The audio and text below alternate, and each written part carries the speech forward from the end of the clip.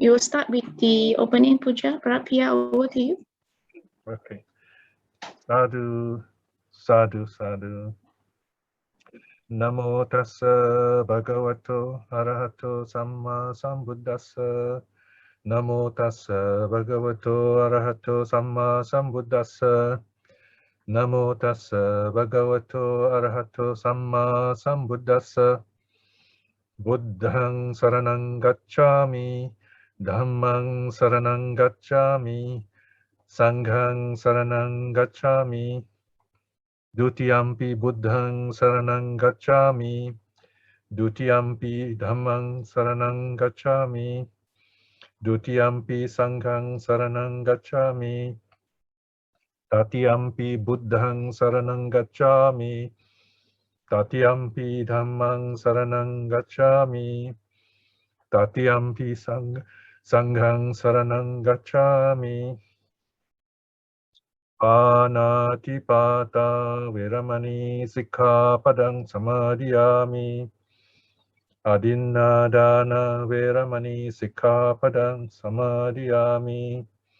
Kāmesu micchāchāra veramani sikkhapadang samadhiyami. Musāvāda veramani sikkhapadang samadhiyami.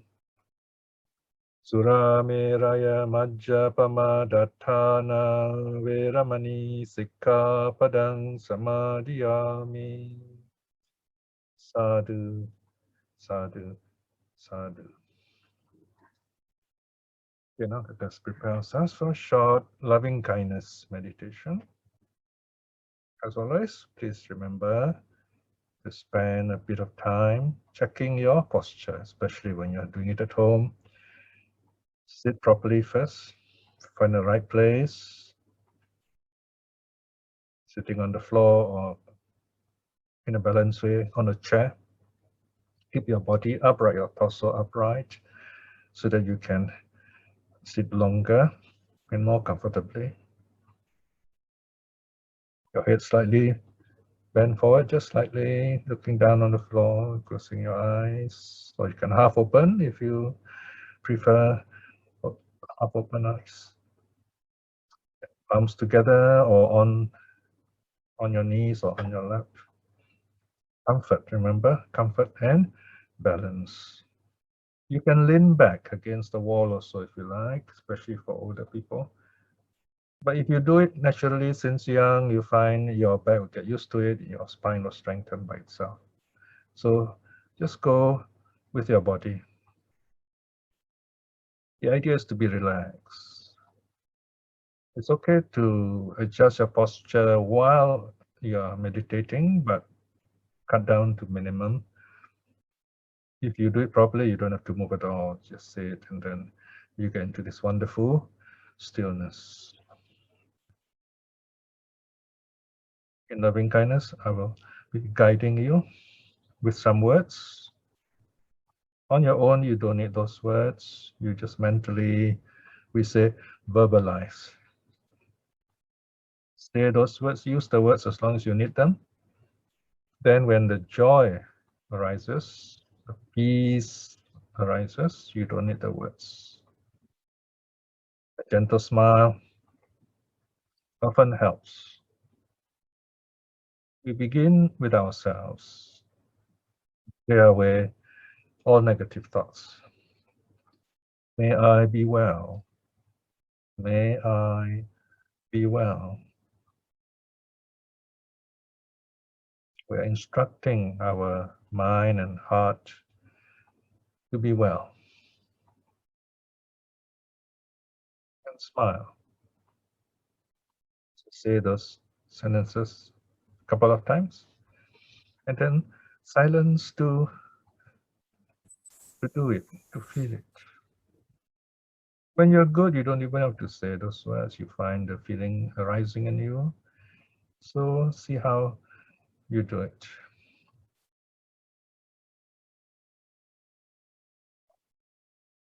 May I be happy. May I be happy. Say it a couple of times. Feel happy. Smile and silence. Smile. Feel the happiness in your body and mind.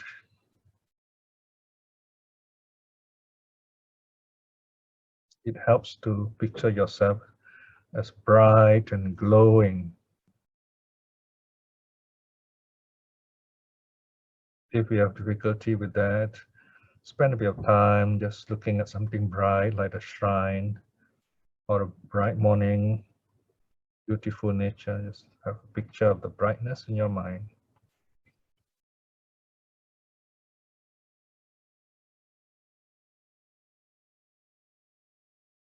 May I be at peace with myself. May I be at peace with myself. Feel peaceful in your body and mind. Smile. You can use your own special sentences as you need them, depending on the difficulties you have. Reword those difficulties in a positive way. For example, you can say, may I be free from anger.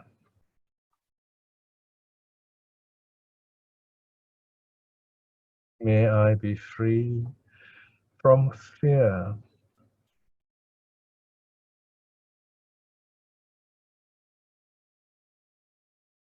Choose just one or two sentences, repeat them as needed. You can also visualize a happy place that you like very much, a beautiful garden, or a very happy event in your life. But be careful not to get lost in the details. Just what we want is the happy feeling of that event. Once you get that feeling, then you don't need those props, you don't need those stories anymore.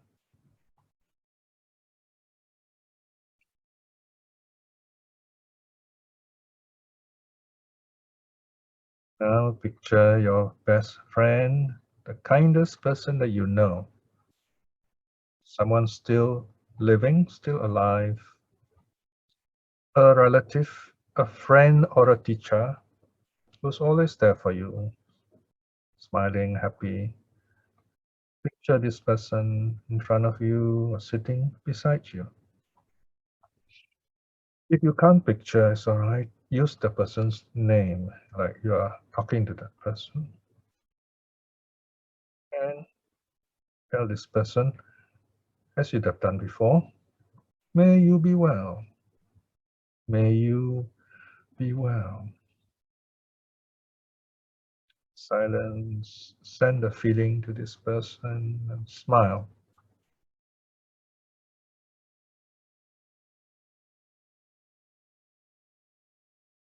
May you be happy. May you be happy.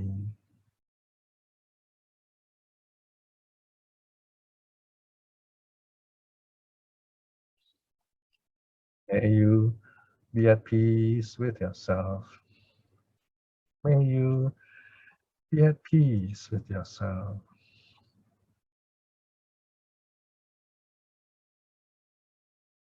I accept you just as you are. I accept you just as you are.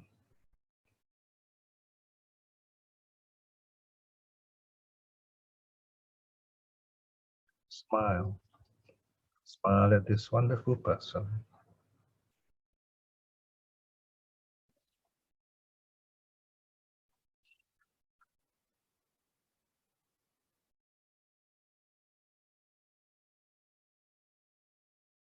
Now in the center of your heart, picture a beautiful white lotus, a lotus flower. This flower is opening up, it's blossoming. It is radiant and bright, shining like the sun itself, very bright, shining with the light of loving kindness from your heart. This bright light is brightening up your body and mind with loving kindness. This bright light of loving kindness shining outwards, brightening up the space around you, brightening up your whole room. Shine this loving kindness on your best friend, on this wonderful person.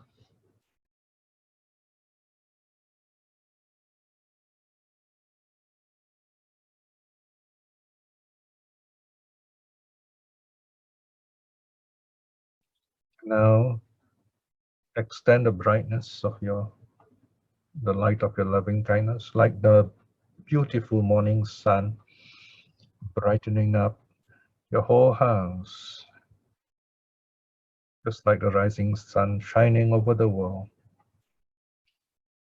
shining on everyone in the house. May they be well, may they be happy, may they be at peace with themselves.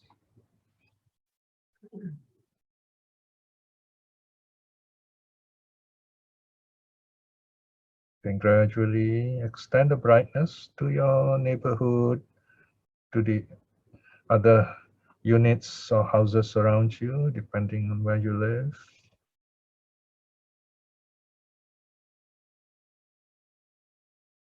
Extend the brightness over a wider perimeter, including more people. Anyone you remember, just think of them.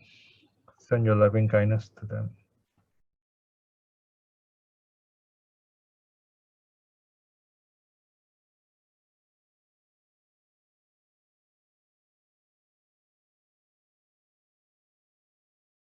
Now we come to this very special group of people. That is you all on Zoom.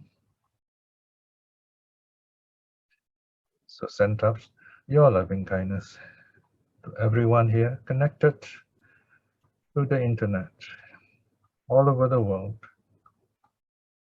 This is really beautiful. We are connected with the bright links of loving kindness, little bright dots all over the world. So picture yourself sending your loving kindness to this little screen, to everyone in front of you, connected together now, just the way I'm sending my loving kindness to you personally. May you be well. May you be well. There is a deep sense of joy in your presence here together to study the suttas. We have been such old friends that we gathered together here in the Dhamma. Rejoice in that feeling. Send out the feeling to others around you. May you be happy. May you be happy. Smile.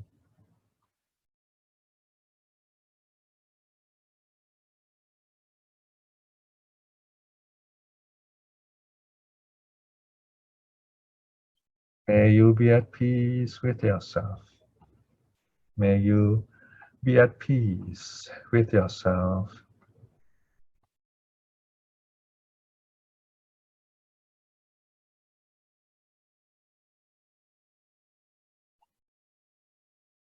I accept you just as you are. I accept you just as you are.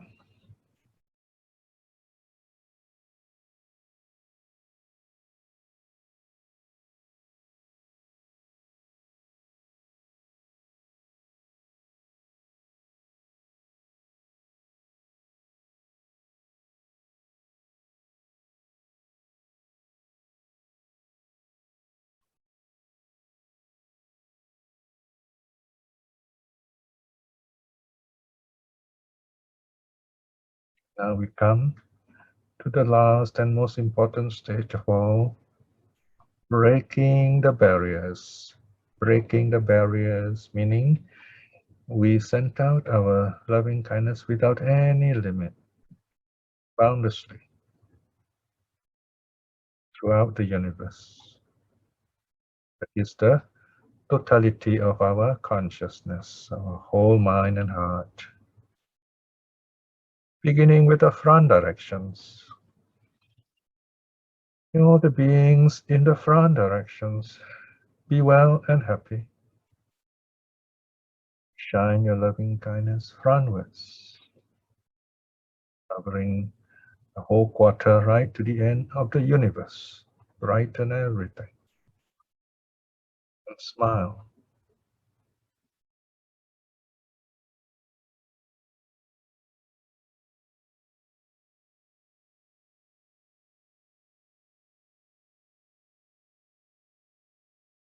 May all the beings in the directions to the right be well and happy. Touch your loving kindness in the quarter to the right and smile.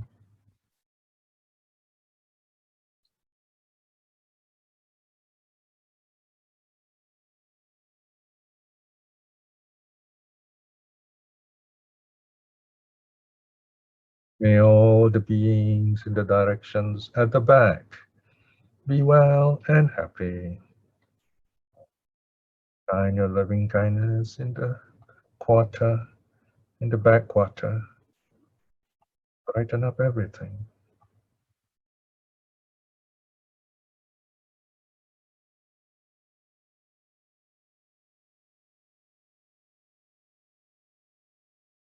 May all the beings in the directions to the left be well and happy. Shine your loving kindness throughout the left quarter.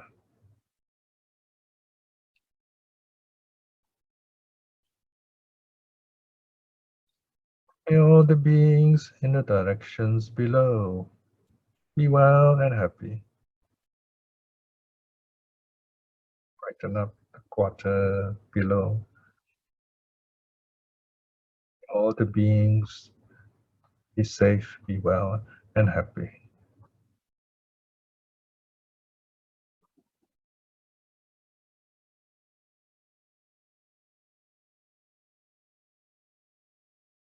May all the beings in the directions above be well and happy. Shine your brightness in the quarter above you and smile.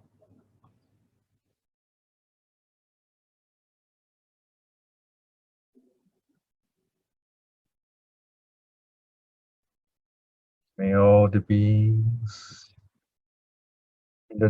in all the quarters everywhere be well and happy. Brighten up all around you with your loving kindness.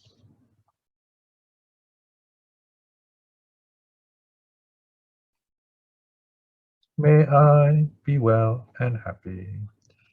May I be well and happy.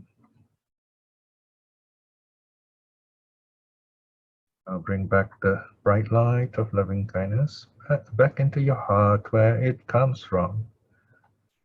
This is to remind us this radiance, this brightness is always there in our heart. This loving kindness is always there.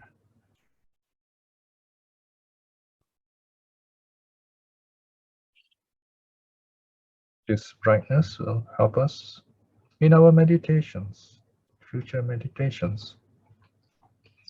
Whenever we feel sad or in any difficulty or angry, remember this bright light to strengthen you.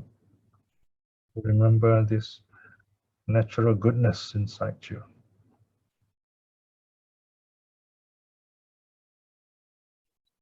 And now we review our practice. Remember this wonderful moment of peace and joy. Use it whenever you need it in your daily life, in your meditation. Also remember, any difficulties you face, note them. If there is any, you notice any pattern of distraction, just deal with them, correct them. You can also later ask questions if you need to. Review your practice.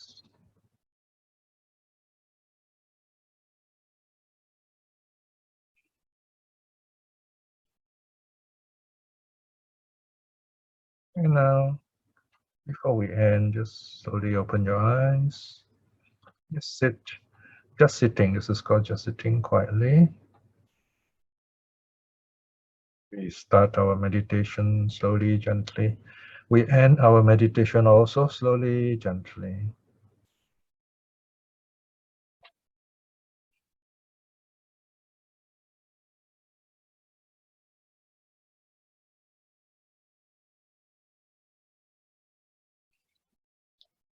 Sadhu, sadhu, sadhu.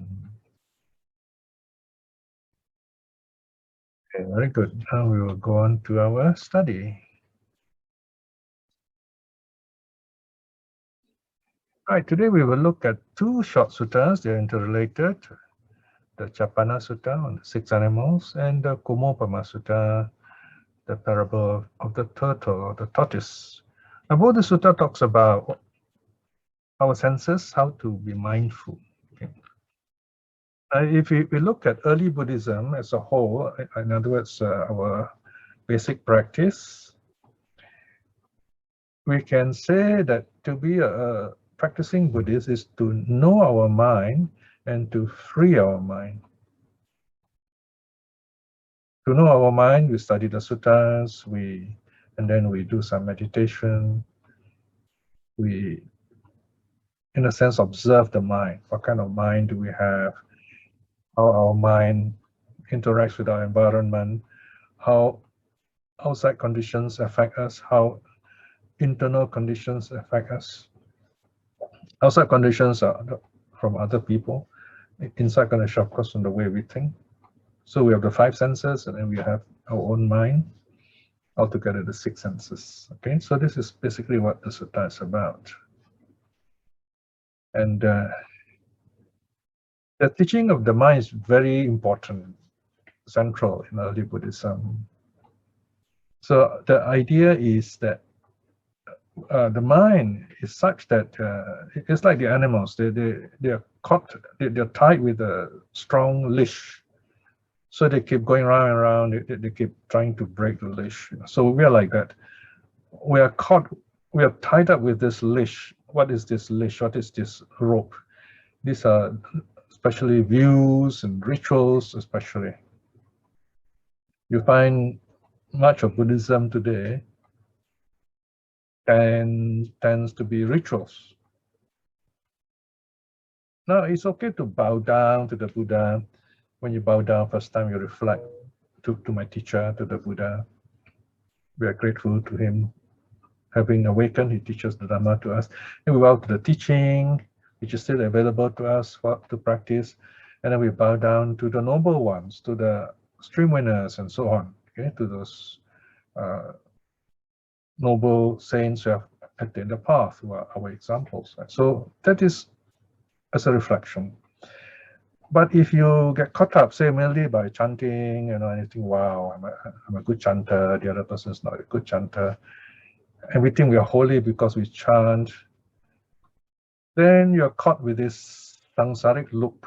You're doing the same thing over and over, over and over, over and over, and then you may have wrong views, okay?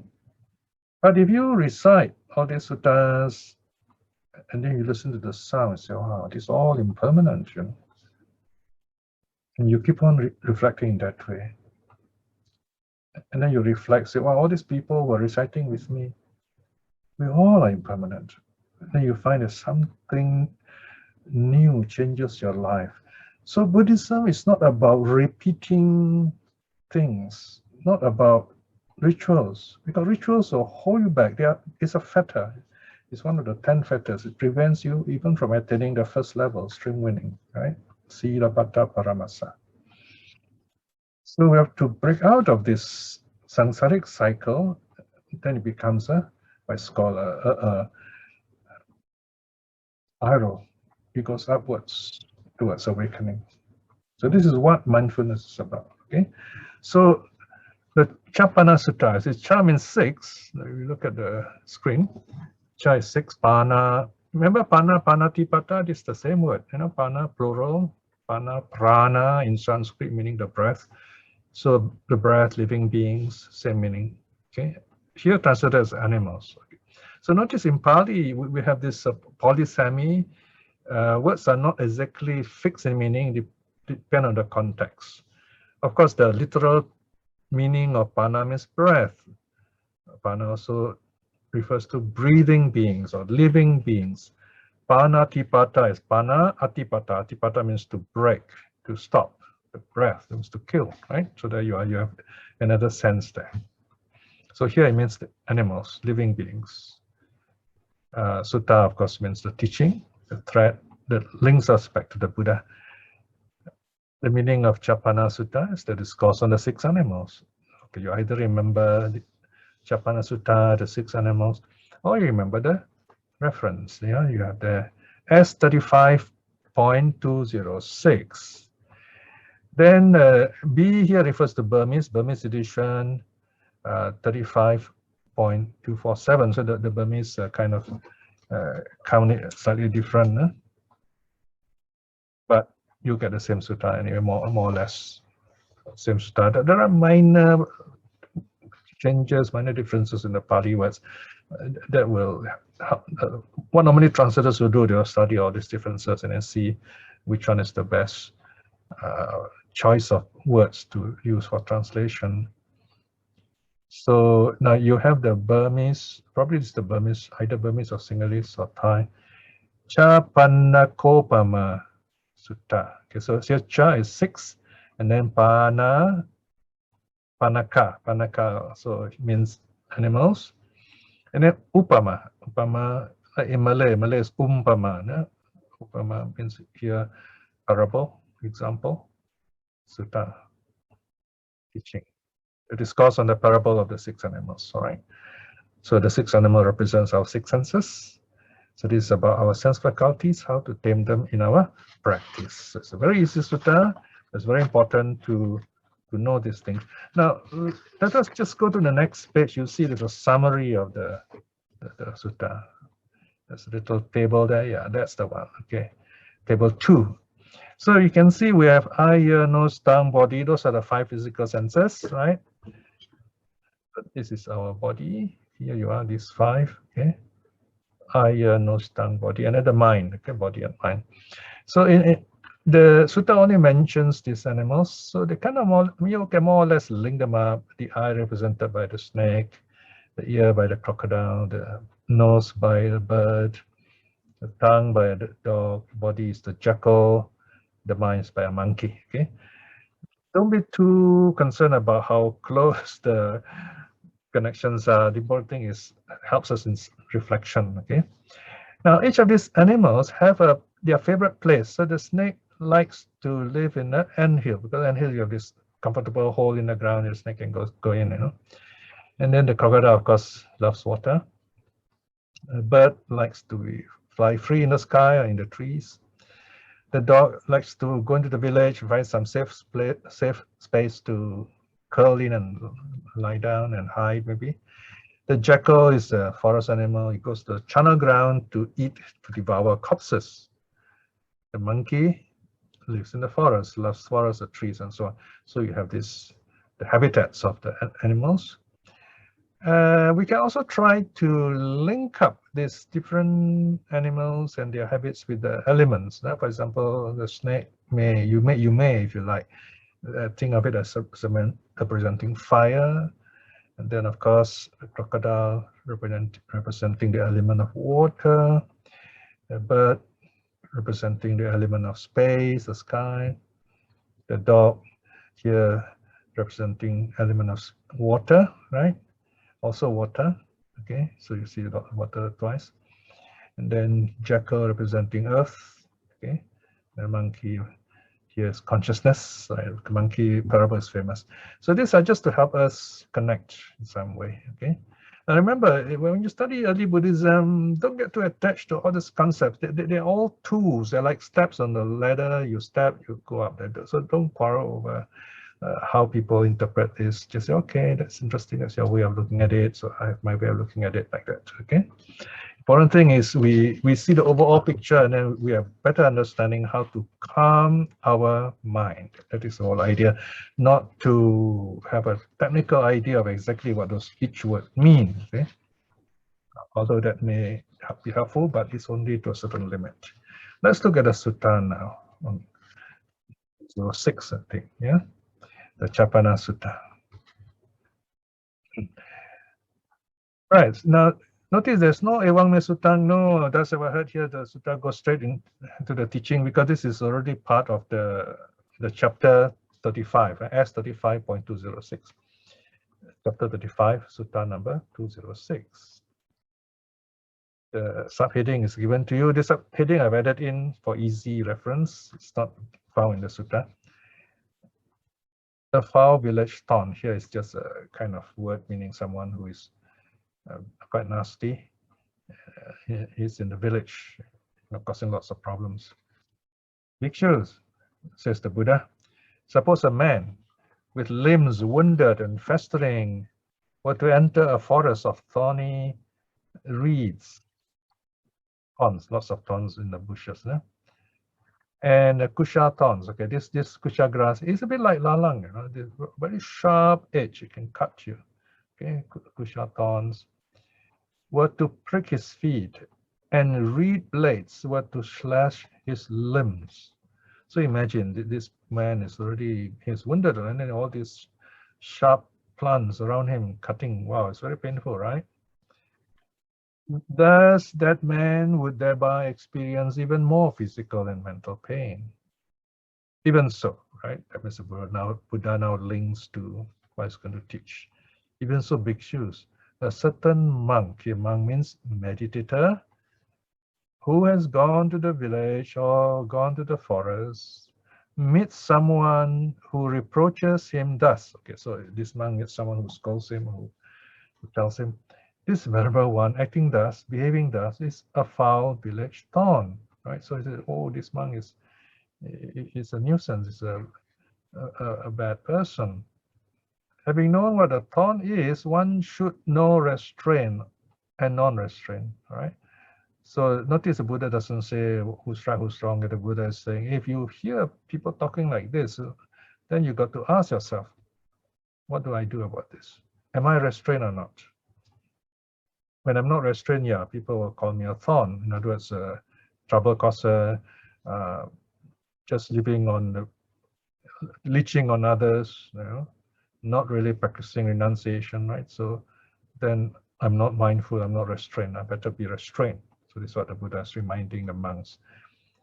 And for us lay people, the Buddha is saying, look at your senses. Are you restraining your senses? Are you refining your senses? Are you keeping your senses to the precepts? In other words, strengthening them, directing them in the right way to inner peace. So now the Buddha is going to talk about this. What is non-restraint? What is the wrong way of letting your senses go wild, like wild animals, in other words? Section 4. And how bhikshus is there non-restraint, right? Is there a lack of self-control?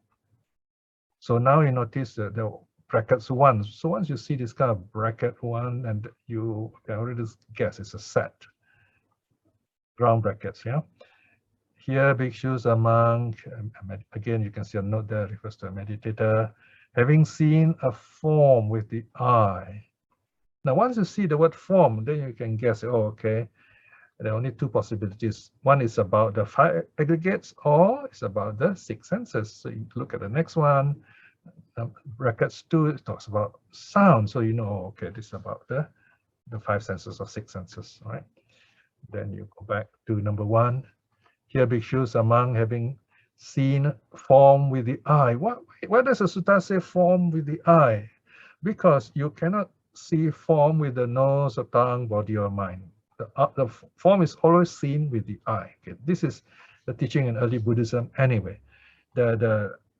Each of the 5 senses have their own, what do you call that? Visaya. Function.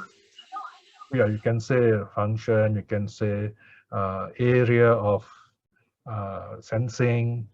In other words, the eye does not hear sound. The eye does not smell things. Of course, some of us have heard of what's called synesthesia. Okay, sometimes people talk about, oh, they can see sounds, hear colors, the kind of talk. See? Now, we're not saying this is not possible. What we're saying here from what the sutta says, these things don't happen at the level of the senses. This synesthesia, which we're talking about, happens on a mental level. It happens in the mind, not at the senses. This is the meaning here. So we're not saying synesthesia doesn't exist at all. Okay, so this is something we should understand. So here, what the Buddha is talking about, he's saying, okay, the eye sees form.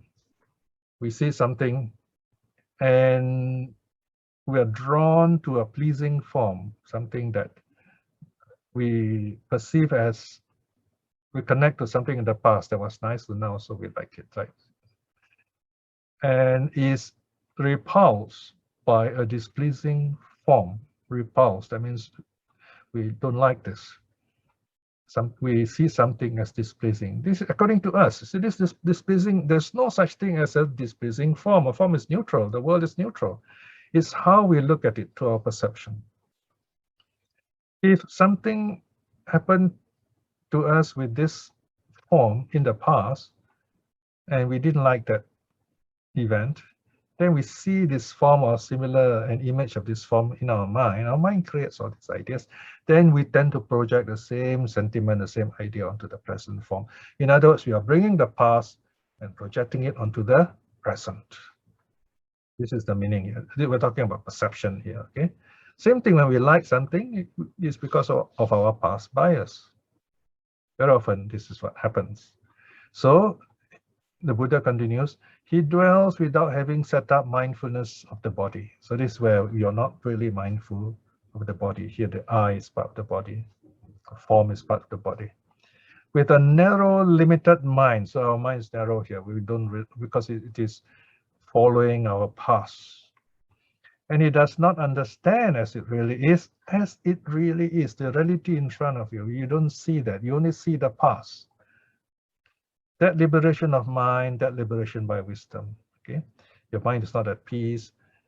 Your mind is not free that way, and you don't understand what's going on, the nature of impermanence. So there's no liberation of the mind also. Wherein those bad, unwholesome states end without remainder, right? So if you have this calmness and wisdom, this samatha vipassana, so to speak, then all these negative states will end, but you don't have that. So the negative states will continue. So here, in other words, just a quick summary, how we observe or how we experience things. Now, when we look at something, even now on the screen, all these images are very fast, you know. We only notice it after it has happened. So by the time we notice it, it's gone to the past already. So we only have a sort of a memory of it. And then we string this memory together, we get what's called knowledge, right? So this is what's going on now. Right? And this is fine when you listen and then you put together all this understanding. That is fine. But sometimes we think of something, a memory is gone about someone, it's already gone in the past, but we keep thinking about it, and that's going to cause us problems. That's the meaning here. Okay. So this is about what we see. Okay, we see something and then we keep this picture, this memory of what we see in our mind like a photo, and then we keep looking at it. All right. Now, you surely will remember that even though we have a picture of something, even a photograph, you know, we have in mind a photograph of a photograph or image of this photograph. Then later when you look at it again, it's a few years have passed, you look at it again, you say, oh, this person looks different, you know. But it's the same photo. How can a photo look different? It's how we perceive the photo, our images, our values change over time, right? So you have a photo of yourself when you're very young. You look at it when you were very young, and then 5 years later, 10 years later, and then when you grow old, right now, you look back, you say, oh, look at me, I'm so small, and then you have some other ideas. So our views and opinions change over time. This is very important to understand.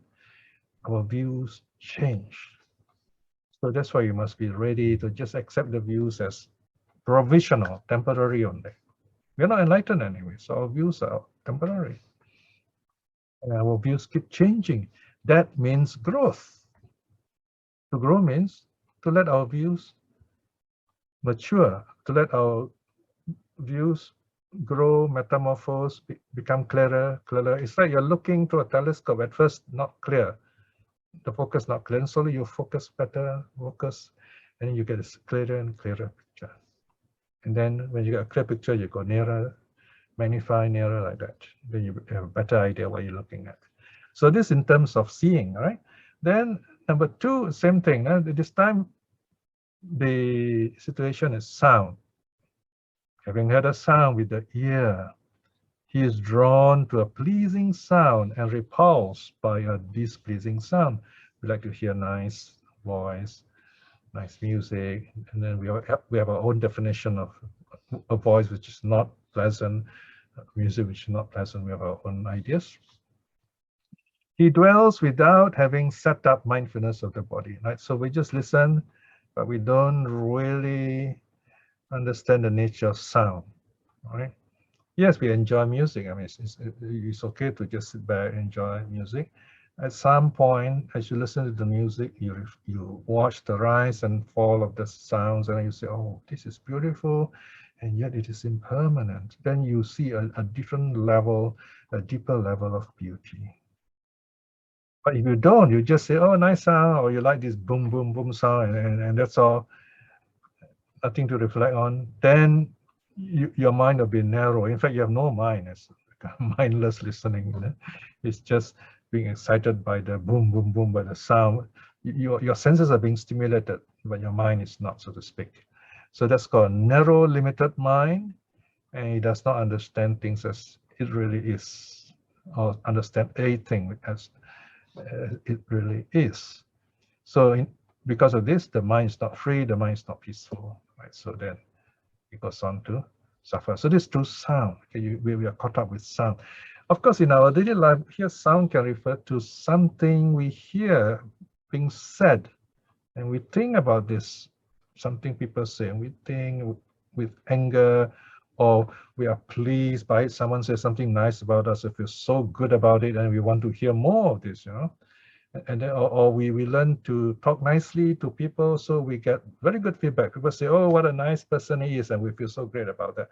But then that's not our true self, okay? So it covers quite a lot of things here, how we deal with what we hear and how we react to it, how we respond to it. That's the meaning here. We have to reflect the all impermanence, okay? Okay, now let's look at the third one. Okay, that we smell, okay? Having smelled a smell with the nose, is drawn to a pleasing smell and repulsed by a displeasing or unpleasant smell. Okay. Here, some people like certain smell, like perfume smell or jaw smell, so people don't like it and so on. So here again, when we sense a smell, it's just smell, okay? We tend to associate with something, of course, which is okay, but just let it come, let it go. Don't get caught up with too much of these things, right? Sometimes you find, like for me, certain smells, I say, wow, I remember this smell when I was in London or when I was in California. So these happy memories come back. It's okay, these are just memories, and let them come, let them go, don't get caught up, you know. So happy thoughts are okay, basically, but again, they come, they go. Don't get too caught up with them, because they're all gone, they're past anyway, right? So smells can evoke very powerful memories, and you have to understand all these are in the past. if they bring happy moments and you want to write some beautiful reflection, or you remember the goodness of this person, and then you send a note, say hello, or send a message, say hello, and that's fine. Okay, it's just that don't get caught up in the loop because of smell. All right. The next, number 4, is taste. Okay, here it's quite a big deal here because it deals with food. Having tasted a taste with the tongue, he is drawn to a pleasing taste and is repulsed by a displeasing taste. He dwells without having set up mindfulness of the body. Right. So here, if you're from Malacca, you find, oh, you are very sophisticated in your taste. It's the old world spices, really wonderful way how Malacca people prepare their spicy sambal and nasi lemak, things like that, you know. And those people who live Malacca will miss all this, all right? So they actually suffer, even without sambal belacan, they suffer quite a lot. So how do we deal with this? It's just a taste, all right? So you look at the food, you say, oh, how nice if I can have all this nice stuff to eat, right? Especially when you're hungry, you think about all these things. But then you eat whatever is in front of you, healthy food especially, you eat it, and then you chew it, and then you eat it, reflect on it, okay, just like that. And before you know it, you're full. So if you're already full, you find you don't want to eat anymore. You don't think about all those tastes anymore. So it is a matter of hunger, and taste is in the mind. Oh, yeah, of course you can say it's got to do with the tongue, but the choice that we have, we're conditioned not on the tongue, right? We're conditioned in the mind, you see. So how we react to the taste, because we need to understand the taste, that they come, they go, and it is a thought. So when you're full, you don't think too much about it. And when you do get all this nice stuff that you like, and again, you have to be very careful. If you eat too much, then you won't be healthy, you will get sick and so on. And as we age, we have to be even more careful about these things. I have many friends now, they're already old friends. I mean, they're old. They're not just, we know each other a long time, but they've aged, you know. So imagine if I knew them when they were 20, and I was 20, and I'm now 72, they're also 72. So, and many of these people, many of you have known decades ago, you know. So you have to be very careful about your health now, about the kind of food you're taking. You cannot simply take anything you like nowadays. You got to look at yourself. You got to look at the kind of food, what kind of food you need, what kind of food you should avoid, and to exercise, things like that. We are reminded again and again about all these things in Singapore. So this idea of taking proper food comes in this category also about taste. Okay. And then next one is touch. Touch. This is the number 5. Having felt a touch with the body. So this more to do with feeling. I use simple words here, one single syllable word, so that it's easy to remember. Having felt a touch with the body, he is drawn to a pleasant touch and is repulsed by a displeasing touch. For example, if it's too warm or too cold, we don't feel comfortable, right? Something like that, yeah. And also sometimes we touch someone, even in a crowd, we don't like certain strangers, you know, when we touch them, we have this funny feeling, right? So this all in us. Of course, you're a father, you're a mother, you find the touch of the baby, the touch of someone you love is really pleasing, really comforting. So all this, you take it as it comes, let it go, accept it as it is. In our culture, touch doesn't play that much of a role. At best, maybe we touch the shoulder. If we like someone, we give a hard slap on the shoulder. and nowadays we don't even shake hands because of COVID, you know.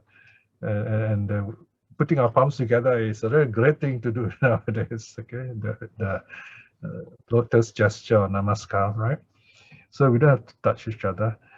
But on the other hand, when things are good, you know, you find, for example, I have German friends who just love hugging people. When they say goodbye, they say, may I hug you? Say goodbye to you. So they have this culture of hugging and touching. And this can be quite tricky, especially when monks go to the West. So the monks are not supposed to, be free with touching other people, especially women. So these are things that need to be adjusted and to be reconsidered how we can do this properly. A gentle smile perhaps will help. Learning to put palms together with metta. Right? So this is how we correct this kind of idea of touch, so that it doesn't go overboard, we say.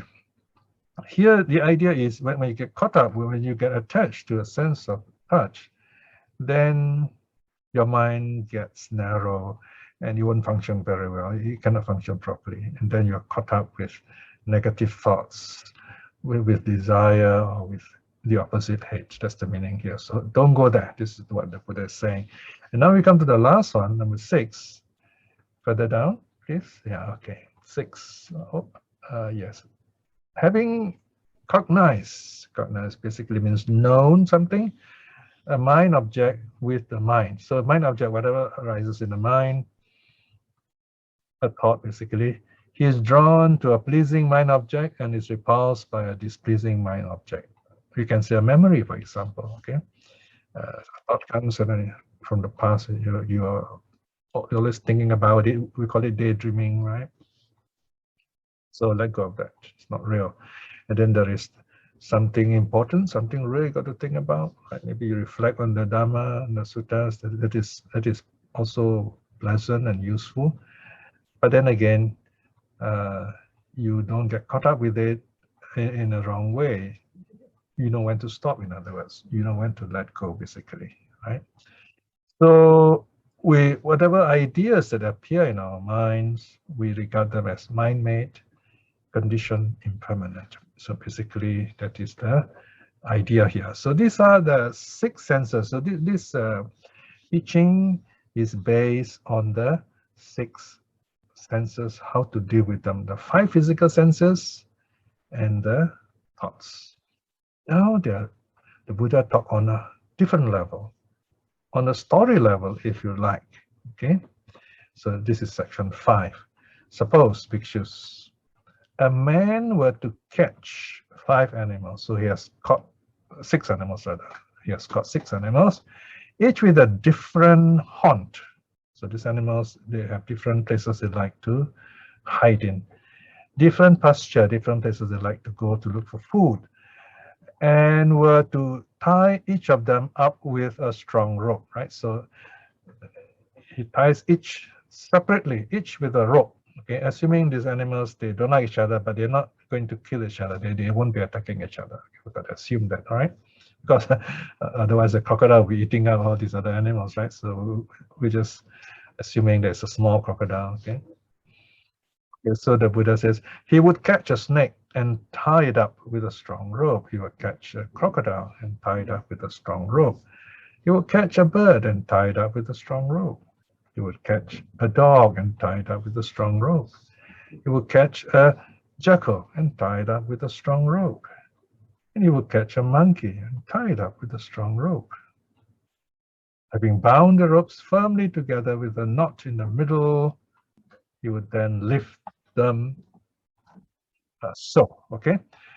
Now, you will notice in this paragraph, the last part, and tied up with a strong rope, is repeated for every sentence. So you may wonder, why can't the Buddha just say, you will catch a snake, a crocodile, a bird, a dog, a jackal, a monkey, and tie it up with a strong rope? Now, if I say that, I'm addressing an audience that just wants intellectual understanding. Whereas, if each is repeated, we want to stress on each animal. Okay, so this is like a computer program. We want to remember each of these properly. Now, many of us say, "Oh, yeah, I heard the sutta before. I can't remember it," because we like this kind of summarized ideas. So once you summarize all these ideas, you don't really remember them. You have a hazy idea of something, yeah, but you don't know how they function. So here we have this, another reason is an oral tradition. So if someone forgets one line, they just listen to the next line, then they know, okay, the Buddha is talking about this kind of action, right? So that's the second reason, oral tradition, these lines are repeated. But the important reason is when you listen, you will get a good idea. Say, okay, this is what we are talking about. These animals, this is what they're supposed to do.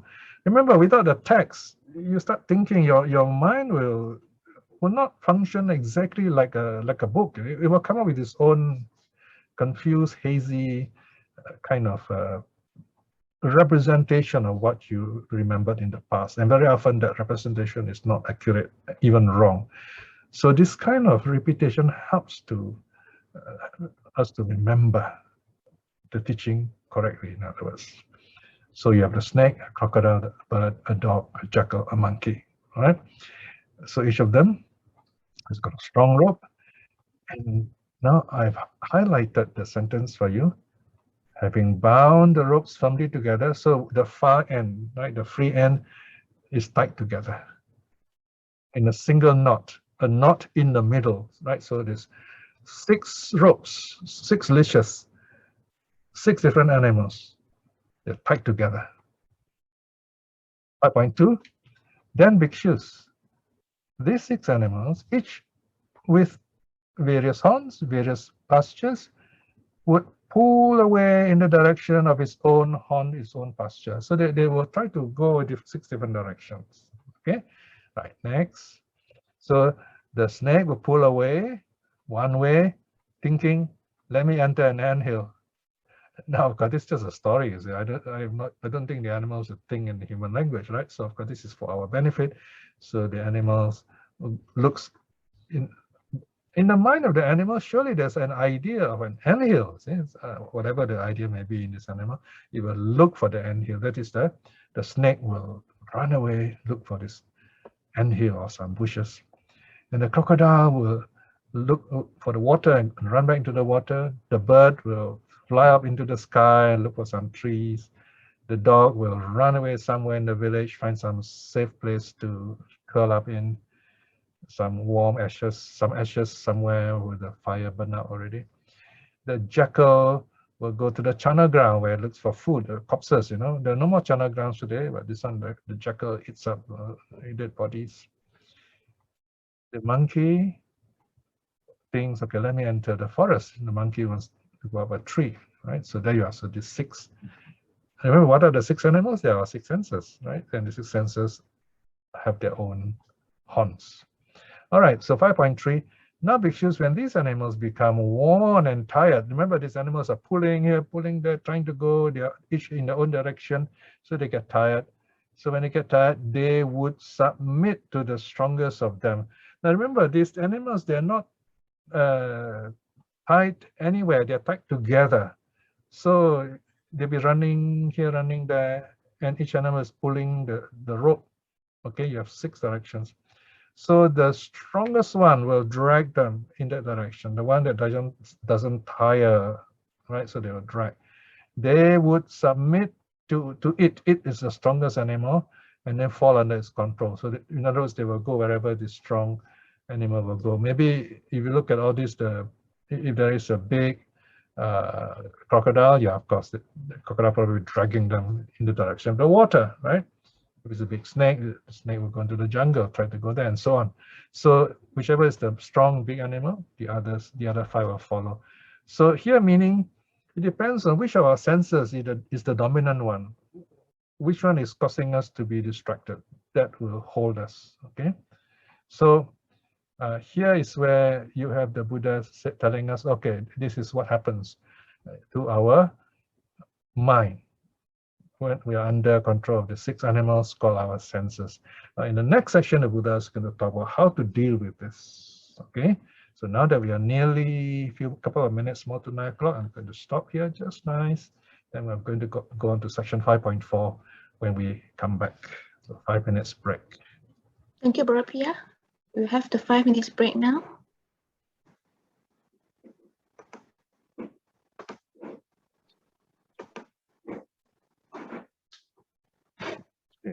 Right, so let's continue with 5.4. Even so, bhikshus, when a monk has not cultivated, when a meditator, okay, when a practitioner, that's you and I, has not cultivated, not continuously developed the mindfulness of the body, the eye is drawn to agreeable forms. He finds disagreeable forms loathsome. Okay, this is the key idea we got to examine. Here, the Buddha advises us we must develop, we must understand and practice the mindfulness of the body. The rule of thumb here is that whenever this kind of language is used, cultivate, develop, reflect, the basic idea is that of the first universal characteristics, impermanent. You start there. Because once you understand the nature of impermanence, the true nature of impermanence, you will see it as unsatisfactory. Unsatisfactory means it's not this, it's not that. It's changing all the time. Right? So you cannot point out your finger and say, that's it, no essence. That's the basic idea in this practice of mindfulness of the body. If not, then you have this idea, you look at something and then it's gone into the past, but you have an image of it, a memory of it, you say, oh, I like this is nice, but it's gone, it's not there. All right? So we see something agreeable, something we like, then we say, oh, I want this, all right? But it's gone, see? And then you see something you don't like, which is also gone, by the way, but you keep it in mind, so it is virtually real, but not truly real.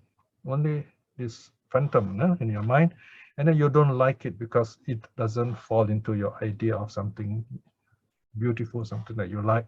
So you have this loathsome, something agreeable, something loathsome, like, dislike. Okay, this is the ding-dong battle that goes on in our daily life. I like someone, I don't like someone, or I don't like something in someone and I like something in someone, like that. We grow, we go through this kind of ding-dong battle. The basic idea here is that we have to accept this first, notice them for what they really are, that they do exist, but that they are all conditioned events. They arise because of our idea of something nice, because of our idea of something not nice, we don't like. So we project onto this idea, so we see the situation. Practical example, we hear someone saying something, we don't like it. Now, first thing is to understand, it is not the person that we don't like. It is the speech that we don't like. Okay, that's very good. We have narrowed it down.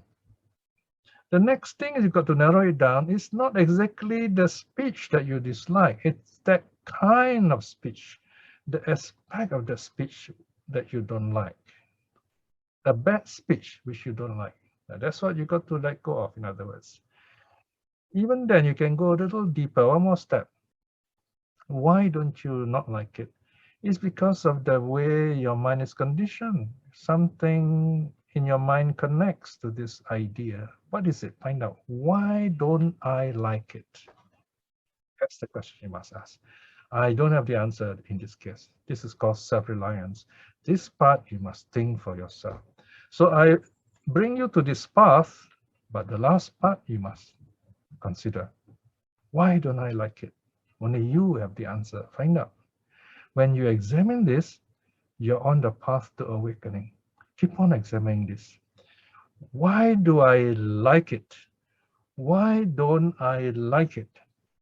Examine that. Wisdom will come from there, in other words. Yeah. Then look at the next one, the ear. The ear is drawn to agreeable sounds. We find disagreeable sounds, loathsome. Why is it we don't like some sound and we like some sound, right? Now, let me give you another common example. In Singapore, especially those of us who live in flats, you got upstairs, downstairs. You have to be very careful, because your upstairs flats, then you go leaks down and you have a problem. So who's going to pay for it? Things like that, right? But a minor thing like sound, you have a little kid running up and down upstairs, making a lot of noise. Every time you hear someone drop something, you say, oh no, these people are very noisy. So that's how you think. When you think like that, you get angry. On the other hand, if you say, okay, That's the sound of the poor man working so hard, and he's dropped a brush in the toilet, or he's working very hard. Then compassion arises in you. When you hear the sound, you say, oh, this person's working very hard. So you don't get angry. In fact, you feel compassion arising. So you have a choice. You hear thud, something drops upstairs, you can get angry, upset, or you hear something drop, compassion arises in you. And then you hear this kid running up and down. You say, oh, you can get angry. You say, these kids, don't they know we are living downstairs, things like that. Of course, it doesn't know, you see.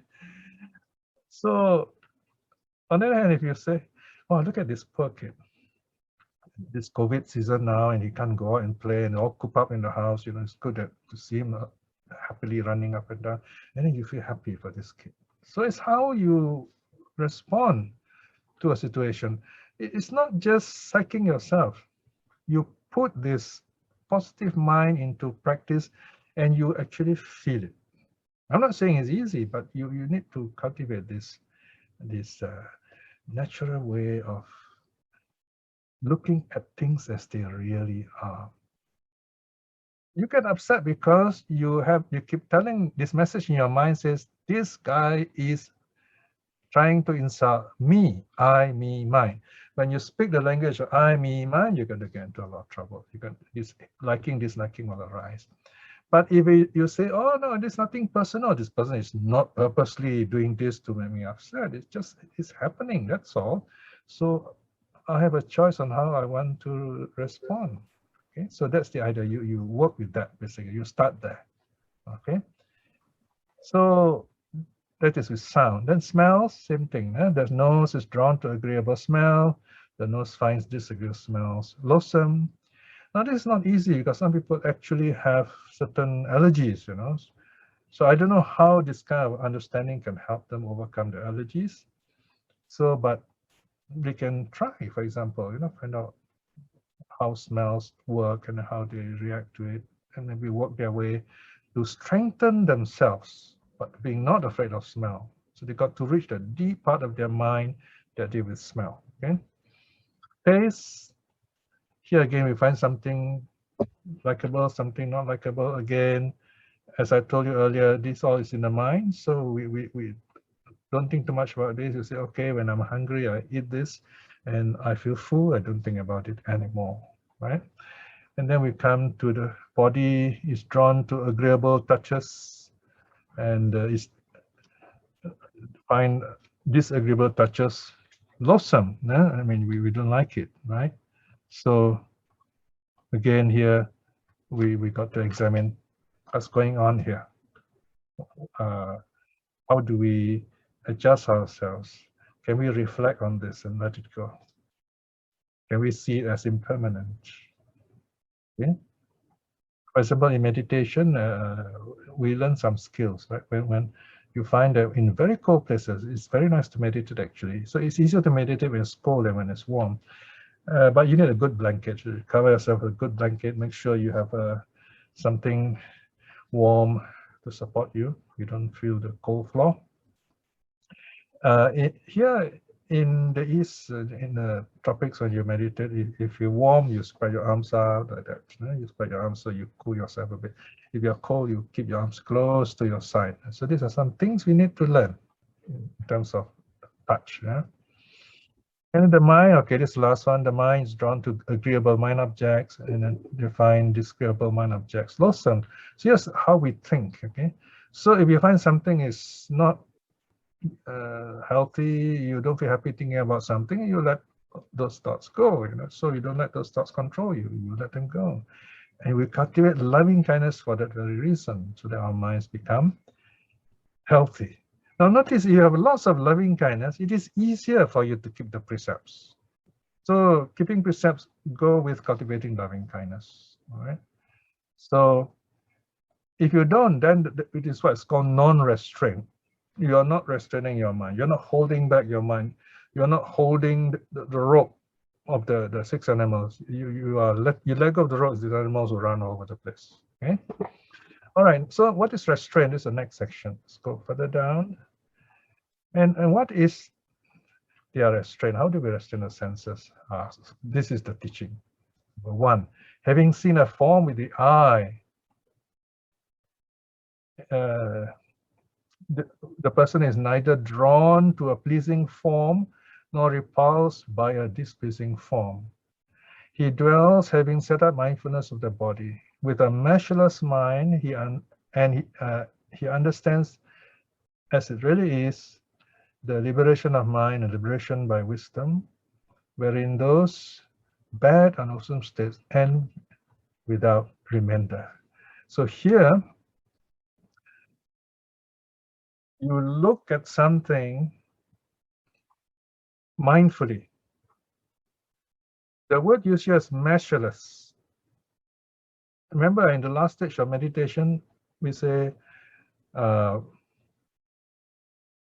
without any limits, okay, boundless, meaning unconditional, accepting things as they are. Okay, this person who's making a noise is a child. Children are like that, so we accept it. We start there. Okay, we start there. We progress from there. You got to start there, and then from there you see what's to be done next. What am I missing here? I'm missing this taste. It's a memory. I'm letting go of this taste. Okay, I'm going to eat something now since I'm hungry. You work with that. So now you understand the situation as it really is. So your mind is free, you're at peace. Okay, so that is, you deal with that with seeing. When you see things, you tell yourself, okay, I'm looking at this. It's the way my eyes are, my mind is conditioned, so my eyes see these things, right? I relate it to the past. And same thing with sound. I hear something, I like it. I hear something, I don't like it. It's conditioned by my past. And you go down to the next, number 3, right? With smell, same thing also. Smell comes, smell goes. This is all mind-made. I'm letting go of it. Okay. Then taste, same thing I already mentioned earlier, right? We take it as a memory we have, and then when we're hungry, we just eat. We don't worry too much about the taste. And then touch, where the weather is concerned, we prepare ourselves properly for the weather. Okay, and then we do our meditation. Once you start meditating, you find these things don't trouble you. Okay. And then finally, the last one is thinking. Here is where you let these thoughts come, you let the thoughts go like that. Okay. Here there is this teaching. Probably you'll find later in the, or you'll find in the next section actually, where you observe that you notice the sign, the limiter. The moment it arises, you say, okay, so this is an idea that's coming to my mind. I'm not going to grasp it. I'm going to let it go. This sign of liking or disliking. I'm not going to examine the details. I'm going to let it go. Neither the signs nor the details will come into my mind. I'm going to let go of that. Later on, I'll tell you more detail about this. Now let's come to the conclusion of this first. I go further down, the parable of the 6 animals. So here, the Buddha says seven. Suppose bhikshus, a man were to catch the 6 animals, each with a different horn, different pasture, and were to leash each of them up with a strong rope. Okay. Now, so you have the snake, the crocodile, the bird, the dog, the jackal, the monkey. So this time they already tied up with a strong rope, okay, in the middle. What does he do? Look at the last line. Having bound the ropes firmly together, he would secure them to a strong pillar or post. Okay, this is the method. The rope is, the middle of the rope, the knot, is tied to the strong post buried in the ground, strong pillar. Then the 6 animals, each with their various horns, various pastures, would pull in the directions of its own horn, its own pasture, further down. So the snake will look for the anthill, the crocodile look for the water, the bird look for the sky, flying to the sky, the dog will run to the village, the jackal will look for some meat to eat in the charnel ground. the monkey will jump to the forest, the trees. Now, bhikshus, when these animals become worn out and tired, they would stand close to the pillar of post. They would sit down, they would lie down. Okay, so this is a parable of picture of meditation. So this strong pole, strong pillar is your mindfulness. Every time the mind wanders, you bring it back. The mind wanders, you bring it back. Okay, so bring back to where? To the pole, to the strong pillar, right? So you keep on doing that. This animal will tire out and then will sit down quietly. It's just like the puppy, you know. You have a little puppy. The puppy is on the leash and wants to run here, run there. And after a while, you don't let go of the leash. You hold on to the leash. This puppy will slowly obey you. The puppy knows, understands you after a while, so to speak. Yeah, or this dog follows you, right?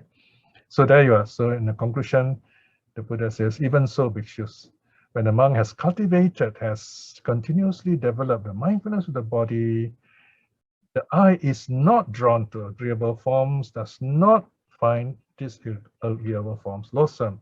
So in other words, you're able to just look at something as it is.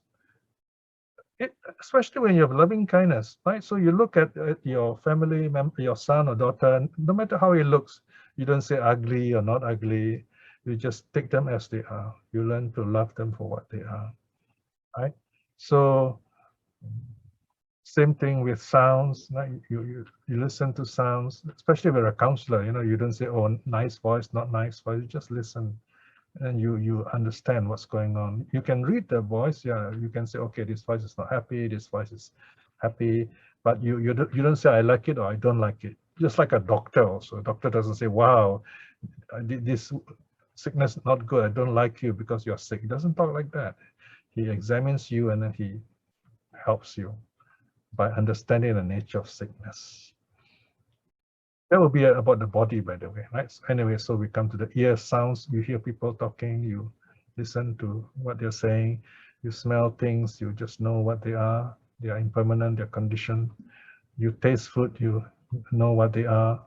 There lots of thoughts are there attached to past days, but you take it as it is. Same thing with the body, the way of the doctor taking care of the patient. Never know your thoughts, wherever thoughts comes, that's the way the mind works. You reflect on the thoughts, they come, they go. So that way there is restraint. That's how you restrain your mind. That is how you hold strongly, tightly to the 6 ropes of the 6 animals. Okay, and further down. So here, the last paragraph, the Buddha explains, section 8. A strong pillar of post, this bhikshus, is a designation, is a name for mindfulness regarding the body. Therefore, bhikshus, you should train yourself thus. We will cultivate, continuously develop the mindfulness regarding the body, use it as a vehicle, use it as a basis, establish or stabilize it, consolidate it, well undertake it, right? So go on cultivating that mindfulness in your meditation. Thus, you should train yourself. So this is what the Buddha reminds us, to train our minds, to tame the 6 animals. That's the teaching on the 6 animals. Okay, now we go to the second sutta and finish off. Okay. Short, this is a short one. Okay. Kummôpama Sutta. Right, there you are. Look, the name, the discourse, and the parable of the tortoise or turtle, if you like, right? So, yeah.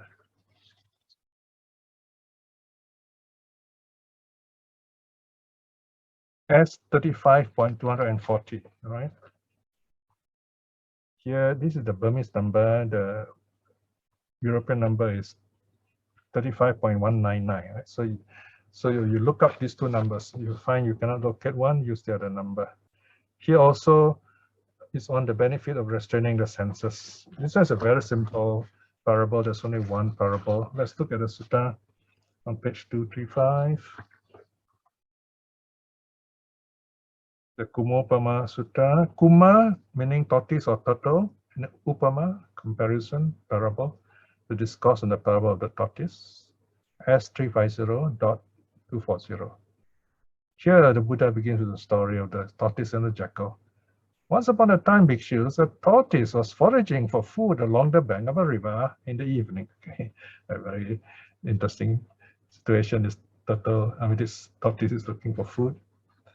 Now, bhikshus, on that same evening, a jackal too. A jackal is like a fox in the forest and eats other small animals. The jackal too was foraging for food along the bank of the same river. So there's the tortoise moving slowly, and here comes this jackal. This is the tortoise. It will bite the tortoise limb and then eat it up, tear it apart. Or, bhikshus, when the tortoise saw the jackal from afar, foraging for food. So this tortoise is a clever tortoise. It knows this animal is dangerous, going to eat him. It drew its 5 limbs, okay, 5 limbs, legs, the forelegs, and the neck, meaning your neck includes the head, of course. It draws all these 5, it pulls back all the 5 limbs, 5 appendages into its shell and pass the time keeping still at ease and silent. Oh, this is a beautiful imagery of a meditator, right? So you want to meditate extra, you picture this, another visualization. This tortoise has pulled itself out. You don't see, there's no head, no legs, the tail also is curling, right? You can include the tail as number 6, so you have the mind in there also. So everything is pulled in, and it is like a safe shell, protected from outside. All right. When this tortoise, here, the jackal too, bhikshus, had from afar seen the tortoise foraging for food. Having seen the tortoise from afar, he approached and waited nearby, thinking, this tortoise extend one or other of its 5 limbs. I will grab it right there, pull it out, and eat it. Wow, that is the danger. So this tortoise is safe. This jackal is waiting outside. So you can see this powerful imagery. But bhikshus, because the tortoise did not extend one or other of its 5 limbs, the jackal, failing to gain access to the tortoise, was disheartened and left. So the distraction goes away, the mind is safe. Now the Buddha explains the story. Even so, bhikshus, Mara, the evil one, is constantly and always waiting close by you, thinking, perhaps in the case of this person, you can put your name there, I will gain access to him through the eye, or I would gain access to him through the ear, or I would gain access to him or her, by the way, through the nose. I will gain access to him or her through the tongue. I would gain access to him through the body. I would gain access to him or her through the mind, right? So here you have a very interesting teaching where Mara represents the 5 senses.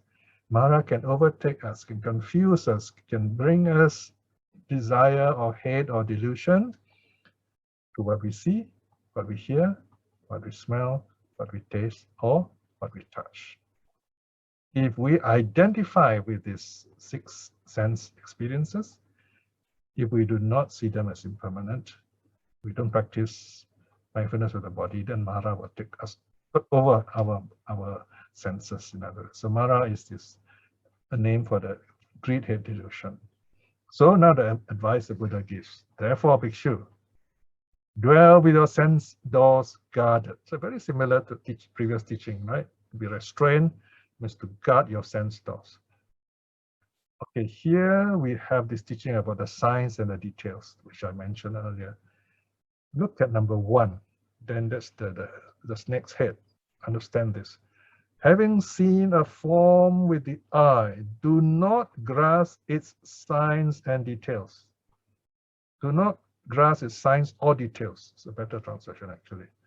Grasp neither the sign nor the detail. Nimitta anuvyanjana. Nimitta is the sign. Now, when you go shopping, The first thing you hear is sound. That is the nimitta. Don't get caught with the sound. Right? Another nimitta is you see something bright on the shelf. You say, oh, what's that? Wow, something nice. Then you look at the details, you examine, say, wow, this is good. Then you buy it, although you don't need it. So first there is this first sign of something that catches your attention. You are in a train. You notice somebody doing something really nasty, but this person sitting far away, you don't have to look. So that's the first sign. You say, oh, something nasty is going on. Don't look at it, turn away. See? Unless you're a guard, of course. In this case, you don't have to, so you're not in charge of anything. You're not a duty officer. So you don't have to look that way. You just turn away and don't absorb all that unnecessary data. That's the sign. Because if you don't, then the sign will lead to the details. You start examining, you start going further, you say, oh, and then you tell your friend, hey, look, and then you go on talking about it, and then you build up this negative state, and then this is going to become a habit which is going to hurt people. We don't want that. So nip it in the bud. That's the meaning. Okay, when you nip it in the bud means you stop at the sign, the nimitta. You don't go into the details. Anu vyanjana. Okay. Next line. For if you leave the eye faculty unguarded, bad unwholesome state of covetousness and discontent might assail you. Okay, these are big words for the same thing. Big words for covetousness means liking, discontent, disliking. So disliking will arise in you if you get caught up with the sign and details. So practice restraining your eye. Guard the eye faculty. Keep up the restraint of the eye faculty. So don't look at things which are not helpful to you. Same thing with sound. Having heard a sound with the ear, do not grasp its signs or details. Okay. Here the meaning is, for example, you hear some sound. Okay. Someone says something. Not very happy. Okay, you hear it, let it go. All right. However, if you're in a conversation, you can also, don't respond. So you keep silent. If your friend is good, he will know, then he will not carry on that point. On the other hand, if you do not react, then this person will just say something that needs to be said. And then you try to see what you can do to help this person from there. So you don't get caught up with the value judgment negativity on this kind of conversation, in other words. So this is very useful understanding for the counselor on how not to value judge what people say, not to like or dislike what people say, and to take things like that as they are and then go from there. Okay. All right. And then third one, same thing applied to smell, right? We just notice a smell. Okay, then let it come, let it go. Of course, when we are wise, we smell, we say, oh, something's burning. And then you go to the kitchen to check. Yeah, that's fine too, you see. So you take it as it is, neither liking nor disliking, but knowing it for what it is. It doesn't mean you don't care about it, not at all. It means you care, actually. You know the smell for what it really is. All right, for example, you may say, oh, I don't like this smell. And you start arguing, thinking in your head, and then something is burning in the kitchen, you don't even know it. That is not mindful at all. Same thing with taste. Number 4, having tasted a taste with the tongue, do not grasp its signs and details. So here's a bit tricky because we're also taught how to be mindful eating, right? So here is where whether you don't look and say, wow, very nice, or this one not nice. It's not like that. In other words, how you respond to the taste. So as you chew your food, you just say taste. Your mind will say nice, not nice. Yeah, but you disregard it. You just say taste. Okay. In fact, the monks take a step further. See, I noticed these forest monks, not the city monks, but usually the forest monks. They will get all kinds of food being put in the bowl, right? Everything put together. And normally the donor, if they are wise, they will see that all the food is well prepared, well mashed up, well cooked. They're not like, they won't give you a big piece of fish, for example, okay? If they do it properly, if they know it's a forest monk. So once the food is put into the monk's bowl, it's ready to be eaten. And once the monk has received his food, he will sit down quietly in a place to eat. Then he will look into the bowl. He say, okay, I'm going to eat this much. All right. He's not going to eat everything. There might be a lot of food. So it's going to maybe separate and say, okay, I'm going to set aside this for another monk who got no food today. All right. So he just take what he needs. And a good monk will mix everything up. No? Curry and sweet stuff, and you get ice cream. Just give you a ridiculous example. Everything will be mixed up. Okay, and it's going to eat that. So it doesn't matter what taste, it just eats that. And then it just say, okay, it's just food. It's not going to say, oh, curry taste, coriander taste, and that taste, this taste. No, it just say maybe just food or just taste generally, right? That kind of feeling. Okay, it just eats like that. And so there is no attachment to the food, right? So that's the tongue. And the body feeling, same thing, warm, cold, doesn't bother him. I mean, if it's too cold, he wears his double robe. We cover something to keep ourselves warm, right? So we are aware of it, but we don't get upset with it. And then finally, thoughts, same thing, right? So in meditation, we're told when thoughts come, just smile the thoughts, let them go, right? Don't follow the thoughts, okay? Of course, when you're doing counseling, you want to know people's thinking and so on. You want to connect them together. Again, here you got to be unbiased. You got to see thoughts as they are, and that way you are in a better position to know what they are really about. So we're talking about wisdom also here. We're not saying total disregard for thinking. We are talking about taking thoughts as they really are, without value judgment in that sense. Okay. So here the Buddha says, bhikshus, when you dwell with the senses guarded, Mara, failing to gain access to you, will be disheartened and leave, just as the jackal left the tortoise. Then there's a verse, like the tortoise drawing its own limbs into its shell, a monk drawing in the mind's thoughts, independent, not troubling others, fully quenched, would blame no one, right? So here the monk is at peace. He doesn't have anyone to blame. So by keeping his mind restrained, in control, he's happy, he's at peace with himself. So there you are. This is the last sutta for today. And now we go on to question time. Thank you, Brother Piya, for explaining the two suttas. We now open for Q&A.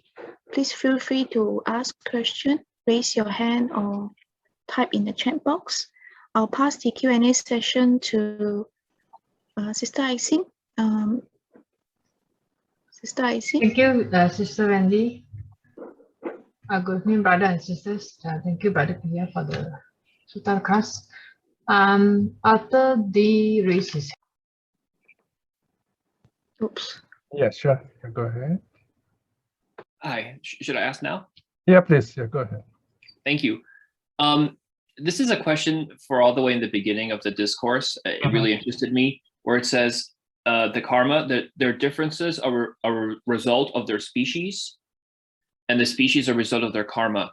Does that mean like within an animal species, individual past karma no longer affects what happens with that being? It's just like a species property then? Okay. We were talking about habitual tendencies here, latent tendencies, the behavior of people. For example, let's say that there is this human being who rapes, murders, and steals. So he sleeps in the day and he works at night. So he is a creature of the dark. He likes the shadows. So that's his habitual tendency. So imagine most of his life he's living like that. So he sees to the dark. So although he has a human body, his mind is that of a predator, you see. So we can imagine when his human body finishes its shelf life, what mind remains is the mind of a predator, like an animal. So this mind will naturally look for a similar situation, similar state. You look for somewhere dark, this animal lurking. So he sees maybe two fierce animals mating, and then he will reborn there. So he has this nature of the animal, right? So it's limited. It's not like human beings, you can think and decide lots of stuff. So he's going to get caught up with that natural behavior of the animal. That is in the wild. But when animals associate with humans, you begin to see they tend to adopt either adopt certain human characteristics, or they tend to be influenced by human characteristics. Especially, we say, for example, horses are trainable. Even chickens, I'm told, are able to understand quite a number of commands, you know. And my cat can respond to certain words that they can understand. Like, for example, you say fish, they know, oh, that's something nice to eat. And my cat Tiki understands sit sometimes, and I say sit, it will sit, you know. So if they associate with humans, they do cultivate certain human habits. But in the wild, they get a very limited repertoire of behavior. So they're going to kill the other animals for food. They're going to be an animal. So in other words, their karma has this limited range. Okay, so that is the meaning here. I don't know whether does that answer your question. Yeah, and if maybe a small clarification, then would it be fair to say the word species was used in the quote is not quite the same as like the biological definition of species? Yeah, I wouldn't say that the suttas, that the commentator in this case, that's from the commentaries, are talking like, you know, Darwin. I wouldn't equate that, no. So the term species here is used in a Buddhist context. So there are a lot overlapping here. And be very interesting if you are a biologist, or you are a geneticist, or you are evolutionist, whatever, and then you study, wow, okay, the Buddhist text talking like this. So perhaps this person may be able to give some interesting insight into the way the commentators think. But what I've said so far, that's my understanding of what would be, say, for example, how a dog would behave or a wolf would behave in the wild. You know, so we've got to take it like that. We've got to take it in context. This is called the rule of context. Okay. Thank you. Yeah, sure. Okay, next question. Thank you, Brother Piya. Next question from JH Kaur. Okay. Referring to the earlier sutta, the line number 1(1), bad unwholesome states end without remainder. A, what does this statement mean? Does this phrase refers to the wisdom, or such as bad unwholesome referring to wholesome, and without remainder is nibbana? Yes, here the last line says the removal of bad unwholesome states end without remainder. So here, in other, what the sutta is saying, what the Buddha is saying in the sutta is that if you go on practicing this way, you train your mind not to be attached to certain perceptual details, in other words, conditioned by your past. You go on practicing this way, there'll come a time when you are normal, controlled, or conditioned by what you see, hear, smell, taste, touch. And all this conditioning you're free from all this conditioning without any remainder. Total freedom, right? For example, the Arahant will never be in any way caught up with liking something, someone he sees, hears, smells, tastes, touch, or disliking something he sees, hears, smells, tastes, touch. That's the meaning here. He's free from all such conditionings. Okay. All right, next question. Thank you, Brother Piya. There's no more question in the chat box at the moment. Okay. Any other D races and other? Yes. Could you please unmute yourself? Yeah, go ahead. Another question, Piya, please. Sure. In the parable of the 6 animals, the elemental associations, I noticed air element was not there, and that bird was associated with space element. Is there a reason air element is not there? I always felt like air element is freeing. Is that why, or is it different? Yeah, as I said earlier, that was not the intent of the sutta. It's not some kind of mystical connection with the animals, and then the space, the what they call the habitat of the animal, and then the elements. It's just my own attempt to, you know, put together some kind of connection. I think if you imagine a bit, you are talking about the wind element, right? Yeah, you can, for example, the closest will be the bird, right? For the wind element. So here, we put space because of the bird goes into the sky. You can put 2 elements there if you like, you know, because the space element won't go with any other creature, it seems. So you have to stretch your imagination a bit. But as I said, that is not the intention of the sutta. Okay, there's no mention in the sutta of the elements. It's just a little experiment I tried. Say, well, can I somehow connect this? Because the last one is the most interesting one. In the case of the monkey, he definitely is compared to consciousness, and this consciousness in the sutta, the monkey is said to jump from tree to tree, and the monkey has to grasp one branch, and then it swings, and then it lets go of that branch, and then the other hand will catch the next branch. Okay, so he goes like that. So he misses a branch, and it will drop. Right. So that represents our mind. Our mind always needs an object. It's always looking for an object to cling to. So that's the monkey swinging from tree to tree. And in a sense, the monkey also is restless. So the air element is a bit tricky. You may try to fit in somewhere, but that is not the intent of the sutta anyway. Okay. So we can see certain elements there, but maybe I should just remove the last part element, and we have not to worry too much about this aspect. Okay. Okay. Thank you. Yeah. Thank you, Brother Piya. Okay. Any other question we have about?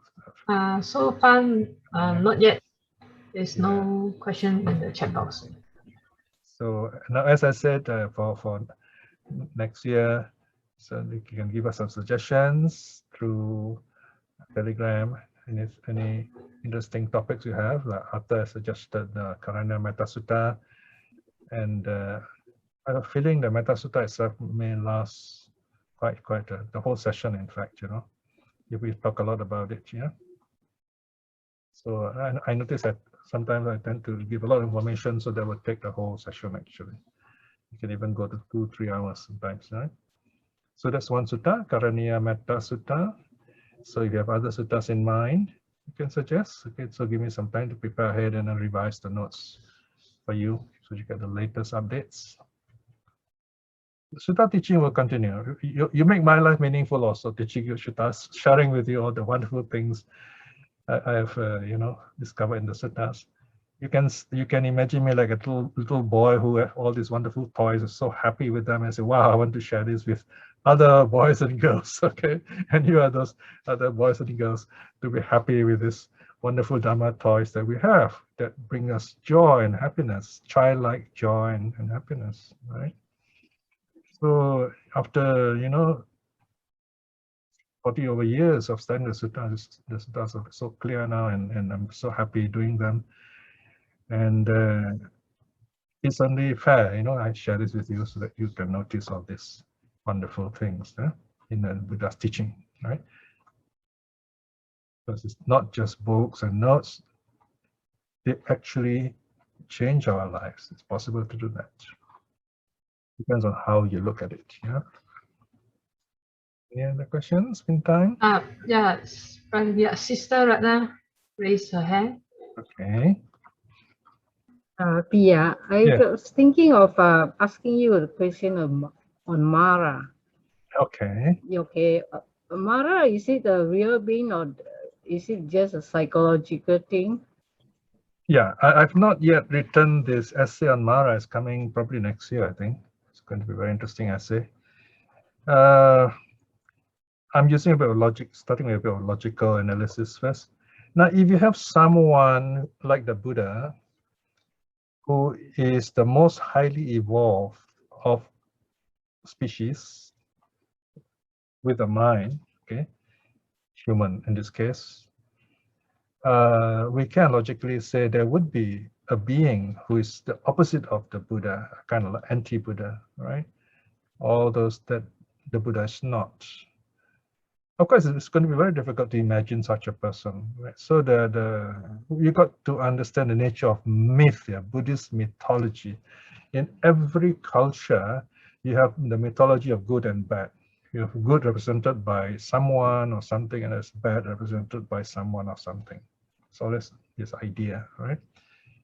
So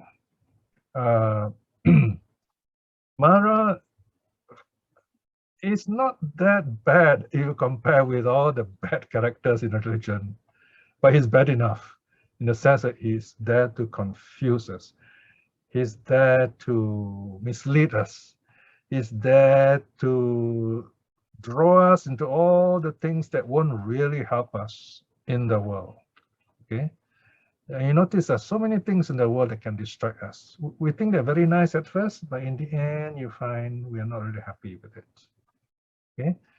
So basically, it's how we deal with the senses, the 5 senses. If we don't understand the nature of how we see, hear, smell, taste, touch things, and how we think, we're going to get caught up with this Mara aspect of life. We think that things are better when we have more of it. Okay, so in the Buddha story, you have Mara as a real figure appearing and challenging the Buddha. So here we have a story in the epic sense. In other words, ask yourself this question: how do we dramatize the story of the Buddha into a movie? Now, if you all are movie directors, if you all are movie script writers, you understand exactly what I'm saying. You say, wow, this is interesting. You know, we love the Buddha story because you can get a lot of ideas for movies. Buddha's time, we don't have television, we don't have movies.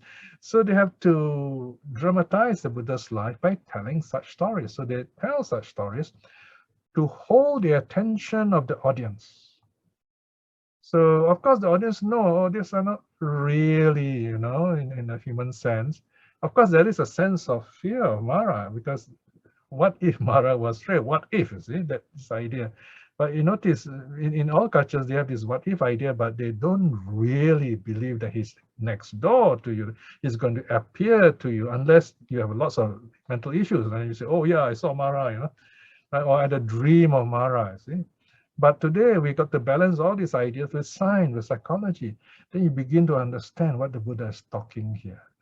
A myth is a story based on some very deep realities in our minds. Remember, in our minds. And they are told in a way of personification, like a person. So that is easier to understand in our language. But remember, although the stories are not real, like you and I are real, the effects of the story are real enough. There is a saying that what you think in your mind, what you imagine in your mind, is more true to what you actually see outside. That's the idea of myth. Okay? Notice people who believe in all this Satan and demons and devil, they will do all kinds of things that are really terrible because they believe that these are real. But no Buddhist will act as if Mara was real in that sense. So we understand the psychological aspect of Mara, and that's very important. Psychological aspect, it means it works in your mind, and that's very real. So we have to be careful of that. The way our senses act on us, the way how we see, hear, smell, taste, touch act on us. We have to be very careful of that because the effects are very real. It affects us, it affects other people. So you have to understand Mara in that psychological sense. He exists in that psychological sense. Having said that, we can see Mara personified. This is my favorite. I always like to say, now if someone comes to you and say, oh, you know, no need to go for next sutta lesson. We have been attending so many, nearly 2 years of sutta, you know, this one, let's go somewhere, have a drink, play mahjong. That's Mara, okay? So you can tell your friend, hey, you please don't be my Mara, okay? Because I need once in 2 weeks, you know, listen to the sutta. So you don't be my Mara, okay? So be my friend, be my spiritual friend, right? So that is an example of Mara, someone acting to distract you, to mislead you, tell you the wrong things. A teacher can be Mara too by teaching you the wrong things, confuse you, lead you away from the Buddha's teaching, right? So these are ways of talking, the nature of myth and the mind. Okay, and these are very important aspects in all religions. When we don't understand this, then people will use our mind. People will control our mind. So we must understand the nature of myth and the mind. It's not easy. That is why we have sutta lessons like this. Okay. Okay. Okay, thank you, Brother Piya. 5 minutes. Brother Arthur raised his hand. All right, sure. Go ahead. Please unmute. Last quick practical question. Is it right that the main meditative technique given to restrain the senses by not grasping sign or detail is to just mindfully note which sense, like thinking, tasting, tasting? Is that like the main technique? Yeah, that is one of that is the main technique. Yeah, the so-called modern time we call it vipassana technique. Letting go of the sign and the details. Taking, in fact, it is mentioned in the sutta. It's called the teaching to Malunkyaputta. All right, Malunkyaputta teaching the Buddha says, in the sense, there's only the sense. So I, nose, tongue, body, mind. That's it. Take it as it is. No more, no less. So don't make it bigger than it is. That's all it is. For example, when we are, especially people who have a lot of worries, we just say, it's just a thought. Remember, it's just a thought. Work with it. It's just a thought. It's just a thought doesn't mean it's not a thought, right? Don't zen it up, you know. I'm using this word zen in a negative sense. When you zen it up means what? Someone comes to you, let's say you have a problem, and you go to this zen guy and he says, you know, I have a worry, you know. And then this zen guy says, where's your worry? Show me your worry. So I can't. So it's not real. You can't talk like that. I mean, this is trivializing this problem, you see. It's real to this person, right? So you say, it's a thought. It's just a thought. Meaning, then you explain what you mean when you say it's just a thought. In other words, it is conditioned by something in the past and it's gone. So you're troubled because it's gone and you think it's still there. That is why you're troubled by it. So you got to accept the fact that it's gone. Okay? And whatever you're seeing now points to something else. Now you got to find out what is that something else that's troubling you, right? So that's one way of examining a problem. And it's very useful you understand this idea on the nature of seeing the sense experiences as it is. It is one of the important pillars of Buddhist psychology. Okay? Thank you. Thank you, Brother Piya. There's a question from Go Hen Kui. Yeah. Dear Brother Piya, may I know how the Sati Sampajana fits in these two suttas? Is it implicit in the suttas? Oh, yeah, of course. Answer. Yes. Sati is mindfulness. Sati is basically memory. You learn what you remember what you have learned. Sampajana is clear knowing. You apply it directly into present reality. So these are the two aspects, Sati Sampajana. Yeah? You clearly know what's going on now, right? So Sati in one simple way is you remember the teachings. That's why I got to listen again and again. There are repetitions. The thing about we Buddhists, we often forget the teachings. We keep forgetting. We come for Dhamma talks. We say, oh, this teacher is very good, you know. Why? Because it made me laugh, entertaining. We teach our teachers as clowns, you know. So we should not do that. We should respect our teachers more, right? And the teacher should respect the teaching more, see? Right? So Sati is mindfulness, remembering the teaching. Sampajana is applying the teachings correctly, directly into the present realities. Okay, any other question? Yeah, there's a last question from the chat box from Jayesh Kaur. Normally in suttas, Buddha will guide the listeners on how to restrain the mind from wandering. But in the second sutta, Buddha did not provide clear, direct object or way to anchor the mind. Brother Piya, your opinion, please. Thank you. I wouldn't say the Buddha always gives exactly what we want. The Buddha talks depending on the audience that he's addressing. So you got to look at the context, what the Buddha is talking about. So it's like different medicine, and it's not like one medicine fits all sickness, you know. So you got to see the teaching context. Remember, the word context is very important, the rule of context. So in the case of the Kummôpama Sutta, the Buddha is talking generally about restraint of the senses. So the Buddha is giving this picture of the tortoise or turtle. I think the tortoise fits better. I'm not sure if turtles can actually withdraw all their limbs and then curl up, you know. But definitely the tortoise does that. So it shows that our mind is protected from outside. So that is the basic idea that Buddha is giving us. All right. So the Buddha approaches in different ways, in different teachings. So we cannot say all the teachings are the same. We cannot measure that way, right? So there are different aspects the Buddha would highlight for us. So we select whichever sutta which we need and use that. Okay. All right. Looks like we come to the end, right? Have we? Or any more last minute urgent questions? No more. Thank you everyone for your questions. Shall we take a photo first before we close? Yes, videos on, please. Yeah. Yeah. Everybody, please turn on your video.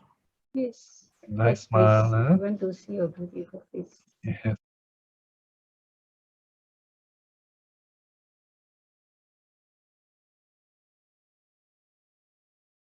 Thank you, Sister Anna. Thank You're you, welcome. everybody. Okay, now we come to this moment of short silence to remember the significance of this wonderful event. We have learned a bit about mindfulness and practice. We have gone through the whole path of training in very briefly. We have recited 3 refuges and 5 precepts. That is the moral conduct. And then we have practiced a bit of we listen to the Dharma and we practice meditation. So you have Sila, Samadhi, Pāṇā in essence. In summary, remember this wonderful event. And by the power of all these good deeds, may we be well, may we be happy, may we be at peace with ourselves so that we can grow in wisdom. Send your kind thoughts to your loved ones, to your teachers, that they too may study the Dharma, practice it, and attain the path in this life itself. Having kept all this in mind, let us close showing our gratitude to the 3 jewels, the Buddha, the Dharma, and the Sangha. Arahang Sama Sambuddho Bhagava Buddhang Bhagavantang Abhivademi.